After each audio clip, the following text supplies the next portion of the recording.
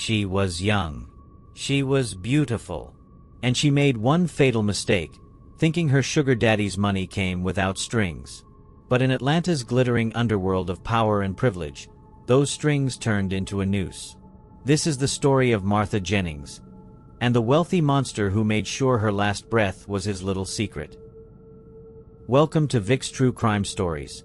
Tonight, we're diving into a tale of obsession, betrayal, and a love affair that turned deadly. Let's uncover the secrets they tried to bury. It was the kind of morning that made you want to stay in bed. Gray skies, a slow, drizzling rain, the kind that soaked into your bones. Piedmont Park was quiet, just the sound of wet leaves underfoot. Then the screaming started. Joggers stumbled upon her, half hidden in the mud like a discarded doll. Martha Jennings, 23 years old, dressed in what was left of a designer gown, the kind that costs more than most people make in a month.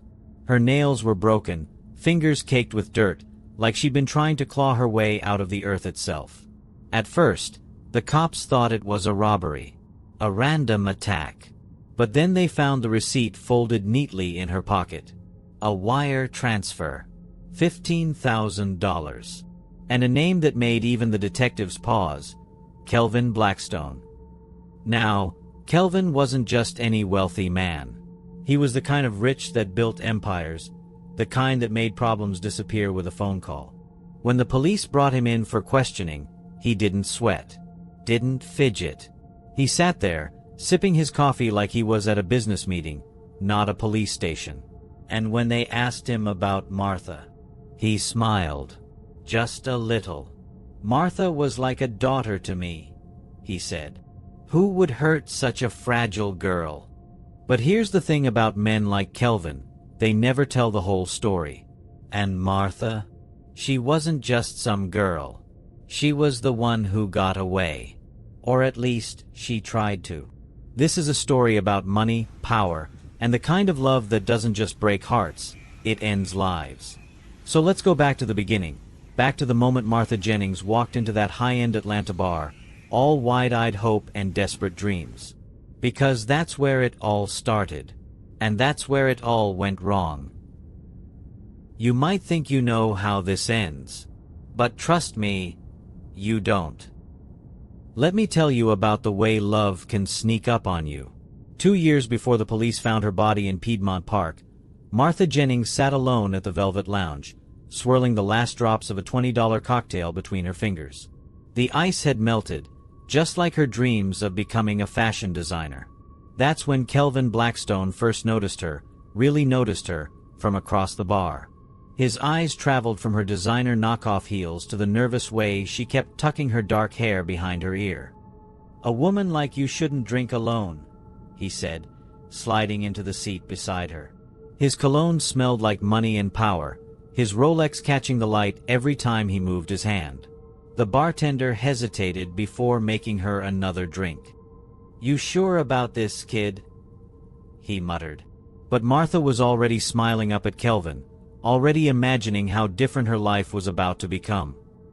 At first, it was everything she'd dreamed. Fancy dinners where the waiters knew her name. Weekends in Savannah where they stayed in suites bigger than her entire apartment.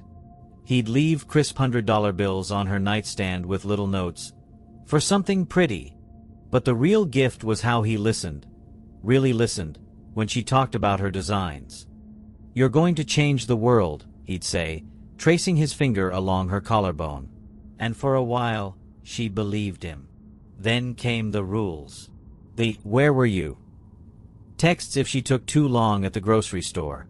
The way his compliments started sounding more like warnings. That dress is beautiful on you, he'd say. But only I should see you in it.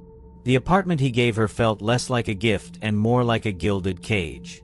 Until one rainy Tuesday, when fate, or maybe just bad balance, sent her tumbling straight into Matthew's arms at a crowded coffee shop.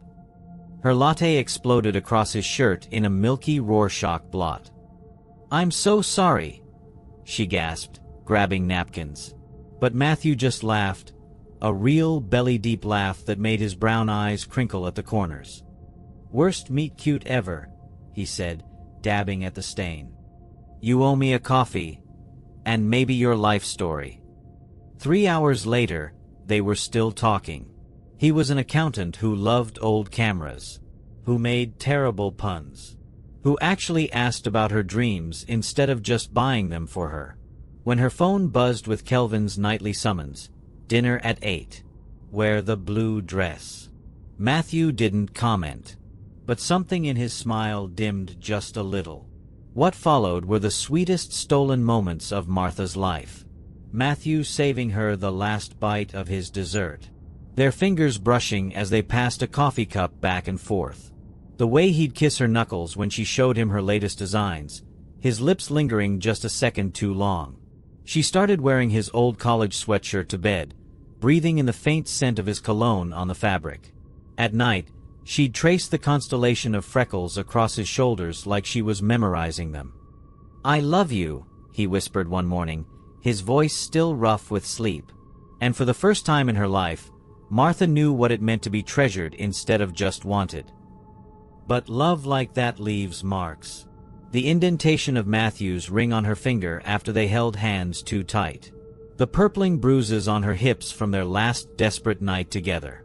Even the angry red crescents her nails left in his back when he told her they should run away together. "We can start over," he promised, pressing kisses to her tear-streaked face.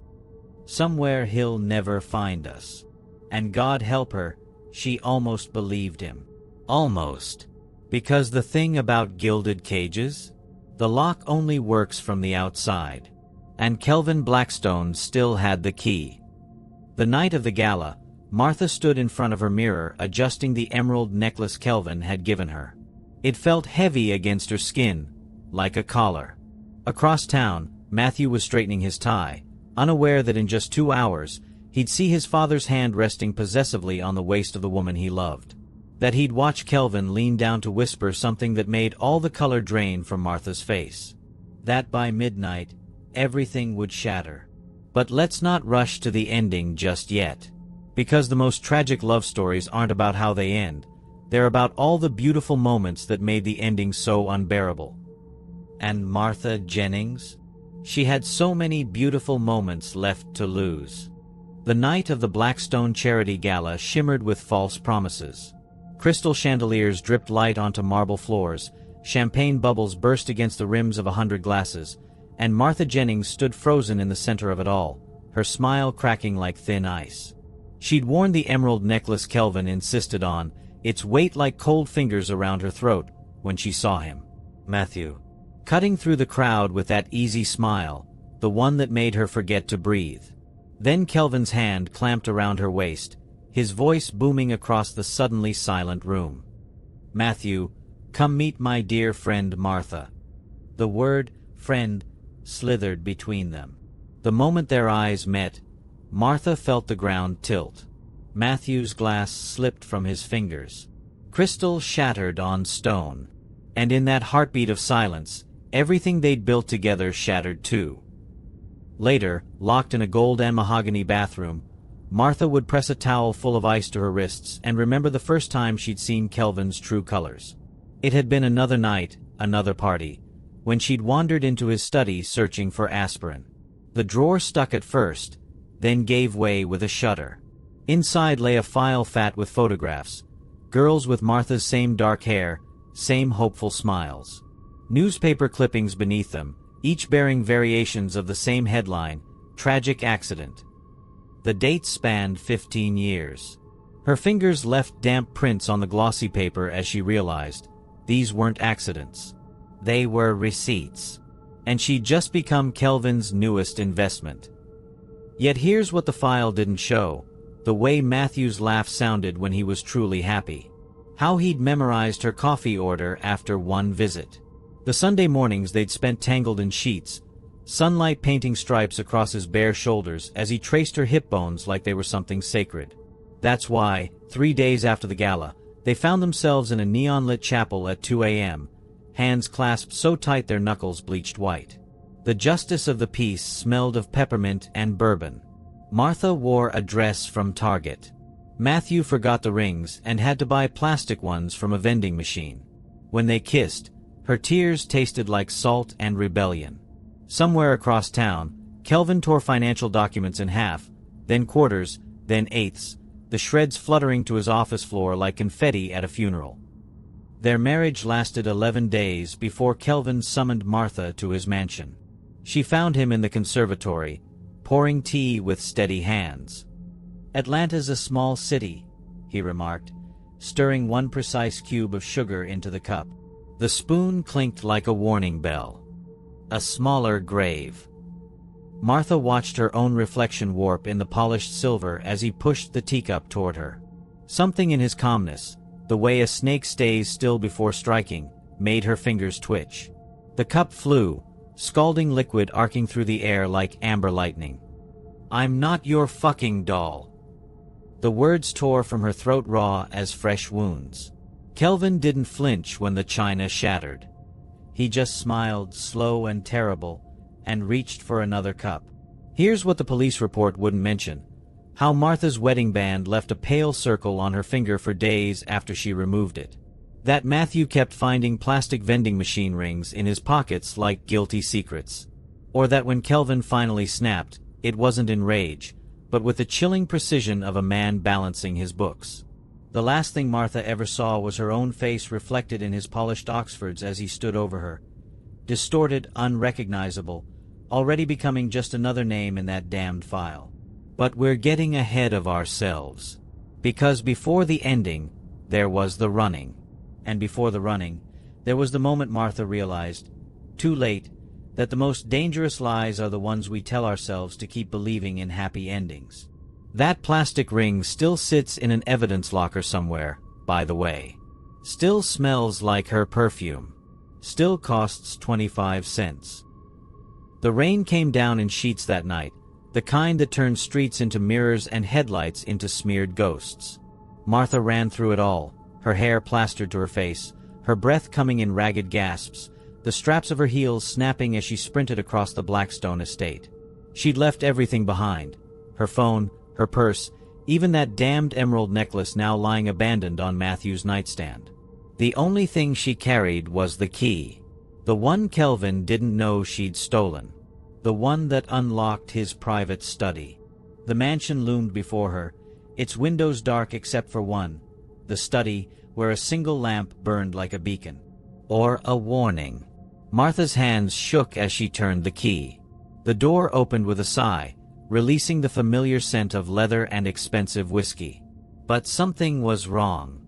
The birdcage in the corner, the one that always held Kelvin's prized canary, stood empty, its door hanging open. On the desk below it, a single yellow feather lay beside a pair of silver scissors. Martha's stomach turned to lead. She moved on trembling legs to the filing cabinet, the one that always stayed locked. Tonight, it gave way with one sharp tug. Inside, the folder marked Jennings had grown fat with new additions.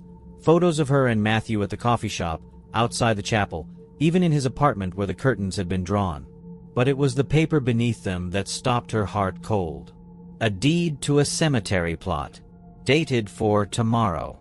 And in Kelvin's precise handwriting along the margin, too stubborn for her own good.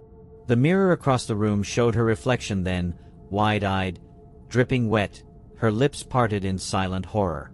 Then it showed something else. Movement behind her. The glass shattered before she could turn, exploding outward in a starburst of cracks as Kelvin's fist came down on it. Martha watched her own face fracture into a dozen pieces, each shard showing a different emotion: fear, understanding, resignation. When she finally turned to face him, he was holding a gun with the same casual ease he'd once held champagne glasses at their first dinner. "You should have taken the tea," he said, almost sadly. The storm outside chose that moment to send a gust of wind through the broken window, extinguishing the lamp. In the sudden darkness, Martha remembered something Matthew had told her their last night together, that scared animals always run toward light, even when it leads them off cliffs. She'd laughed then. She wasn't laughing now. What happened next exists only in fragments. The deafening roar of a gunshot. The way the bookshelves behind her rained leather-bound volumes like falling bodies. The metallic taste in her mouth that might have been blood or fear or both. And through it all, Kelvin's voice, softer than she'd ever heard it. "Shoo now. It's just business." The security cameras caught none of it, of course. Kelvin had erased the footage himself, his fingers moving over the keyboard with the same methodical precision he used to sign million-dollar deals. But cameras don't see everything. They didn't capture the way Martha's hand closed around that yellow feather as she fell. They didn't record the single tear that tracked through the dust on Kelvin's cheek as he straightened his tie afterward. And they certainly didn't notice when the dead canary's cage door swung shut with a click, locking empty air inside forever. When they found Martha's body in Piedmont Park the next morning, the rain had washed her clean. Her hair fanned out around her like a dark halo, both hands curled into fists. The coroner would later remark on how peaceful she looked. How young. He didn't see what we see now, the feather clutched in her left hand. The indentation on her ring finger where a 25-cent vending machine ring had rested until someone took it. And most telling of all, the way her lips were curved into the faintest smile, as if she'd gotten the last word after all. But that's the thing about last words. No one's ever really around to hear them. The courtroom erupted when the verdict was read. Not guilty. 2 words that cost more than Martha Jennings' entire life had been worth. Kelvin Blackstone adjusted his cufflinks as the cameras flashed, that same practiced smile playing across his lips. The reporters would call it a stunning victory. His lawyers would call it justice served. But if you'd been sitting close enough, if you'd been watching his eyes instead of his mouth, you might have noticed how they never quite met anyone's gaze. How they kept drifting to the back of the courtroom, where an empty seat held nothing but a single yellow feather on its wooden surface. Matthew never attended the trial. He spent those days sitting by a fresh grave in Oakland Cemetery, tracing the letters of Martha's name with fingers that still remembered the shape of her face. Every morning, he left something new: coffee from their favorite shop, a sketchbook filled with designs she'd never finish, a plastic vending machine ring he'd fished out of the trash. The groundskeeper would later tell police about the wedding dresses, page after page of them, each more elaborate than the last, all drawn in Matthew's careful hand during those long nights when sleep refused to come. As for Kelvin, he returned to his mansion, to his empire, to the life that had always been more important than any single person. The papers said he donated a wing to the hospital in Martha's name. The staff whispered about how he'd stand outside the room where they'd pronounced her dead, staring at the door handle like he expected it to turn. But the truly curious thing, that birdcage in his study remained empty. Not dismantled. Not replaced. Just empty, its door swinging open on squeaking hinges whenever a breeze came through the broken window he never fixed. Was this a story about jealousy? Maybe. About greed? Certainly. About what happens when a man mistakes people for possessions? Without question. But peel back all those layers and you'll find the rotten core. This was always a story about love. The kind that builds you up. The kind that destroys you. And most dangerous of all, the kind that makes ordinary men do extraordinary, terrible things. Matthew visits that grave every Sunday. Kelvin still drives past the coffee shop where Martha first spilled that latte, though he never goes inside. And somewhere in an evidence locker, a yellow feather sits pressed between the pages of a police report, waiting for someone to notice how perfectly it matches the canary in those old photographs from Kelvin's study. The world moved on, as it always does. But if you listen closely on quiet Atlanta nights, when the wind blows just right through Piedmont Park, you can almost hear it, the echo of a scream, the click of an empty cage door, and the terrible, deafening silence of secrets that thought they'd been buried deep enough to never be found. If you've learned nothing else tonight, remember this: love makes ghosts of us all. Some just haunt longer than others. If you found this story important, share it. Let more people see what really happens. And if you want to hear more true crime cases like this, hit that subscribe button. There are more stories out there, some waiting to be told, others still unfolding. This was Vic's True Crime Stories. See you next time.